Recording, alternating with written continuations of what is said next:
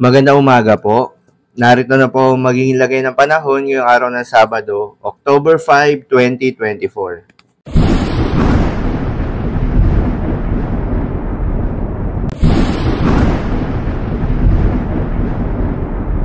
Sa kasalukuyan na tayo sa Pag-asa, Intertropical Convergence Zone o ITCZ o yung salubungan ng hangin galing sa Northern at Southern Hemisphere ang nakakaapekto ngayon sa buong bahagi ng Visayas at Mindanao. Dahil dito, asahan yung maulap na kalangitan na may kalat-kalat na mga pagulan o thunderstorms. Samantala, may namataan na kumpol ng kaulapan o cloud cluster ang Pag-asa sa may boundary ng Philippine Area of Responsibility, ngunit ayon sa Pag-asa ay hindi naman inaasahan na magiging isang bagyo ito o magkaroon ng direktang epekto sa anumang bahagi ng ating bansa. Magandang balita naman dahil ayon sa Pag-asa ay wala tayong binabantayan na low pressure area o bagyo sa loob o malapit sa Philippine Area of Responsibility na maring makaapekto sa ating bansa hanggang sa susunod na 3 araw.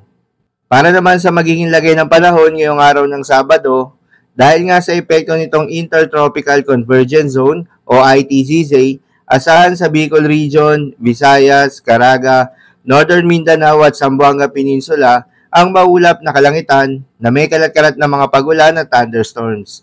Posible ang mga pagbaha o pagguho ng lupa dahil sa katamtaman hanggang sa kung minsan ay malakas na pagulan. Habang sa Ilocos Region, Cordillera Administrative Region, Cagayan Valley at Central Luzon ay asahan naman yung bahagyang maulap hanggang sa maulap na kalangitan na may kalat-kalat na mga pagulan o thunderstorms. Dulot naman yan ng easterlies o yung mainit na hangin galing sa karagatang Pasipiko. Posible ang mga pagbaha o pagguho ng lupa during severe thunderstorms. Habang sa Metro Manila at nalalabing bahagi pa ng ating bansa, ay asahan rin yung bahagyang maulap hanggang sa maulap na kalangitan na may kalat-kalat na mga pagulan o thunderstorms. Dulot pa rin yan ng Intertropical Convergence Zone. Posible rin na mga pagbaha o pagguho ng lupa during severe thunderstorms.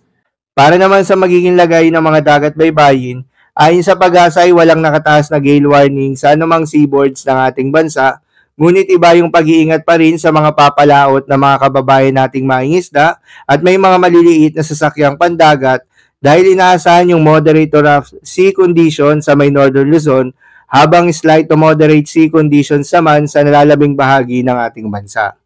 So yun lamang po para sa lagay ng panahon ngayong araw ng Sabado. Keep safe everyone.